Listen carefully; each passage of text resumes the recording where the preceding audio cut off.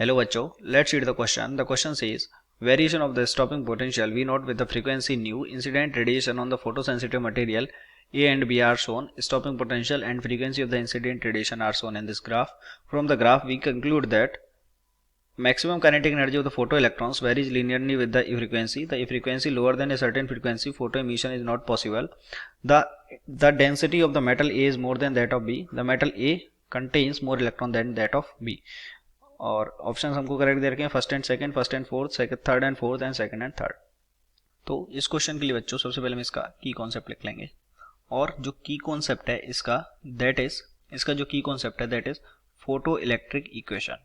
Okay, ये इसका की कॉन्सेप्ट है फोटो इलेक्ट्रिक इक्वेशन। अब देखिए फोटो इलेक्ट्रिक इक्वेशन इसका की कॉन्सेप्ट कैसे है। सबसे पहले अगर हम फोटो इलेक्ट्रिक इक्वेशन लिखेंगे तो that is H nu it is equals to H nu naught which is work function plus EV naught where V naught is the stopping potential। हमको ग्राफ बनाना है V naught और इसमें okay तो V naught और frequency में graph बनाना है तो V naught और फ्रीक्वेंसी में ग्राफ बनाएंगे तो EV naught इक्वल्स टू कितना हो जाएगा H new minus H new naught. Okay तो V naught इक्वल्स टू कितना हो जाएगा H upon E into new minus H new naught upon E। तो अब आप देखेंगे कि ये जो ग्राफ है हमको क्वेश्चन में जो दे रखे हैं उनके इक्वेशन ये है।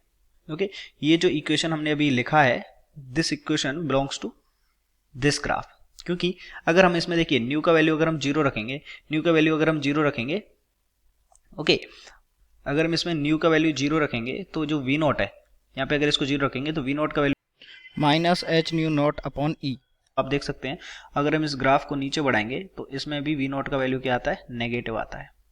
ओके और अगर इसमें हम वी नोट का वैल्यू पुट करेंगे तो यहाँ पे हमारे पास फ्रीक्वेंसी का कुछ वैल्यू मिल जाता है। तो वी नोट अगर जीरो देखेंगे तो भी हमको यहाँ पे फ्रीक्वेंसी मिल रही है, यानी कि ये ग्राफ इसका है। तो हम बोल सकते हैं कि इस ग्राफ के अकॉर्डिंग जो ये कंडीशंस हैं ये सारी फोटो इलेक्ट्रिक इफेक्ट को फॉलो करती हैं। ये फोटो इलेक्ट्रिक इफेक्ट को फॉलो करती हैं।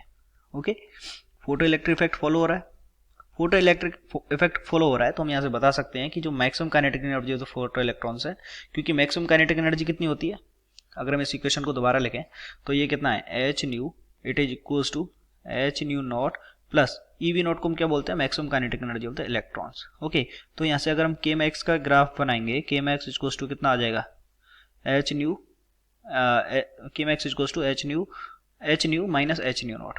ओके तो आप देखेंगे जो के मैक्स है उसका जो ग्राफ है Y equals to M X plus C को फॉलो करता है। Okay Y equals to M X plus C को फॉलो करता है, यानी कि ये इसके साथ कैसे वेरी करेगा लीनियरली वेरी करेगा।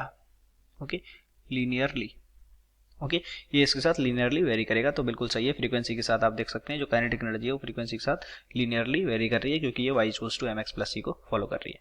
दूसरा ये frequency lower than a certain frequency. तो देखिए वी नो दैट कि जो फोटो इलेक्ट्रिक इफेक्ट है वो कैसे अकर होता है। अगर इस मेटल का वर्क फंक्शन फाई नॉट है, let say phi naught equals to H nu naught, तो जब तक इस मेटल की सरफेस पर nu is greater than nu naught का अगर कोई लाइट नहीं गिराएंगे तो यहाँ से इलेक्ट्रॉन का इमिशन नहीं होगा, और जैसे ही nu is greater than nu naught का लाइट गिराएंगे तो इलेक्ट्रॉन का इमिशन हो जाएगा। तो इसी फ्रीक्वेंसी को हम क्या बोलते हैं थ्रेशोल्ड फ्रीक्वेंसी।